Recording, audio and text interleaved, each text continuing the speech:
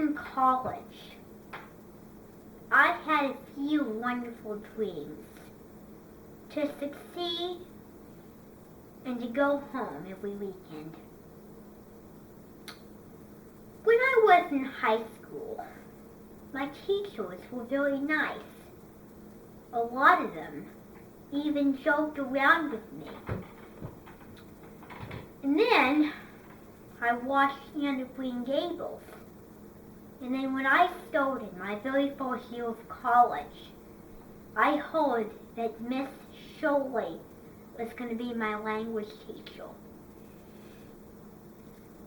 I was so excited because Anne Shirley was a wonderful girl of many talents.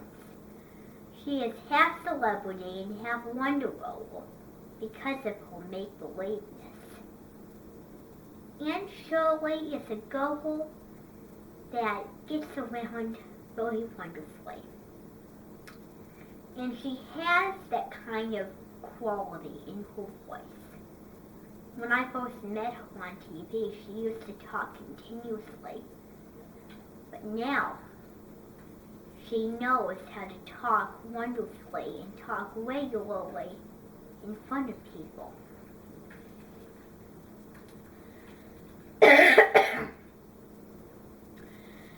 So when I went to college, I was walking with a bunch of children that I know. And we were walking on the sidewalk. And then the sidewalk cut off.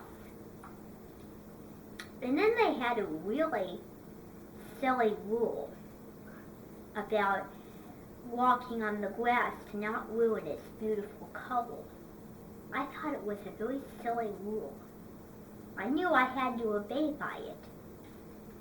But it was just so silly. I just thought it was just really silly. Now, when I went in the building, there was an old guy. He was the principal. And I asked him what period I was going to in Shirley's class. And he said 3 to 4, and I was happy because language is a sort of class that really makes sense to go in at that time. When I got in the class, Anne Shirley was standing there. I was so looking forward to being in her class. She had a smile.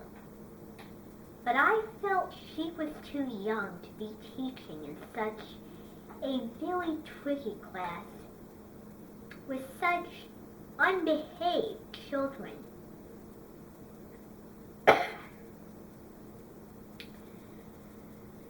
She was smiling. She was happy when we all entered the room. We all sat down. And she said, very nervously, "Hello, everybody." And then we all said, "Hello." And then she said, "Welcome to Miss Shirley's language class. We will be learning a lot this year, and I hope we'll get along." And then the class started to misbehave. One of them even pushed her leg and she almost fell. But she didn't get mad at that one child. And when it happened, she laughed. She just laughed. Nothing bothered her. And then another thing came. She opened her reading book, and then she saw a slithering worm. But fortunately, and most surprisingly, the children didn't laugh about it because they felt no pressure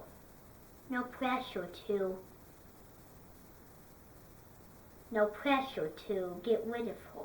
Well, no pressure to bother her. So she just wouldn't get mad because they didn't feel very nervous about it. When Aunt Shirley first came to the school, she was with a very nice lady, and she rode in a horse car because at that time, cars weren't invented quite yet. She went into the school, and she went in the principal's office, and the principal was sitting there with brown hair. She had glasses on, and she had a sort of yam robe on, and she was sitting there at her desk. And then the lady said, "Hello, this is Aunt Shirley." And then she said, "Well, nice to meet you, Aunt Shirley." And then the lady that was so nice said, "Will she be alright here?" And then the principal said, "Yes, she will.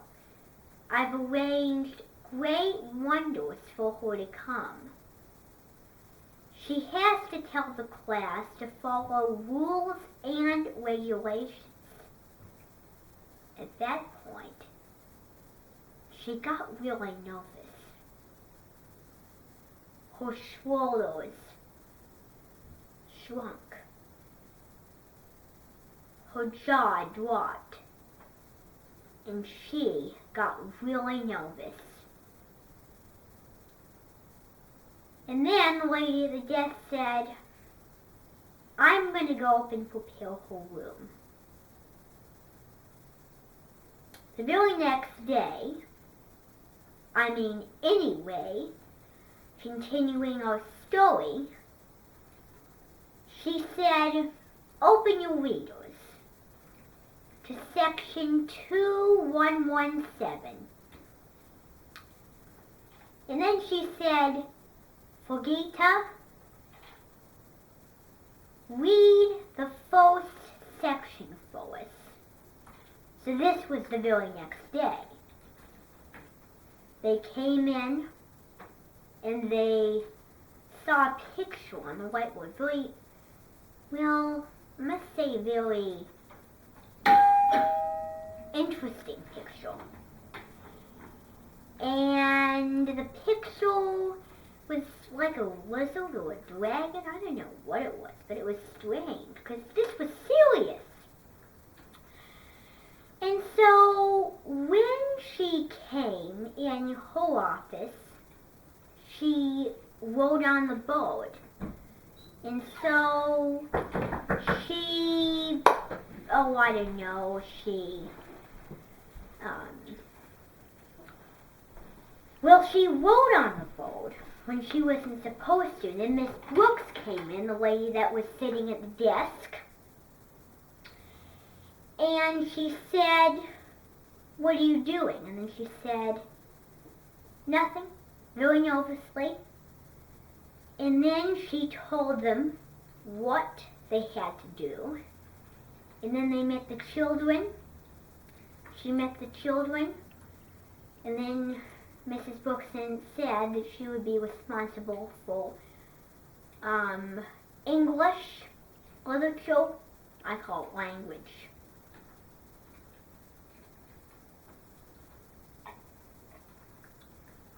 And as the child was reading section 1 of the story, while she was reading, when she started reading, one of the children came in. She was a very difficult child. Miss Shirley said, "Why are you late?" And then she said, "My parents insisted me to be late." And then she said, Miss Shirley said, "Well, being tardy is not an exception in my class, and certainly not an exception to the school, to the district. And then she said, keep on reading, Forgita. And so she kept on reading, and then she saw a box of food. One kid was eating a sugar cookie. And she said, how many times do I have to tell you that there is no food in this classroom? And then she just sat there. And then she was strange. And then she said, come up here. You must be wrapped by the stick. And so she came up and she stood. And for a teacher like Miss Shirley, I don't know why she did it. She didn't have a serious sort of voice. She was a very young teacher. Anyway, she stood there, she put her hand out, she wrapped it.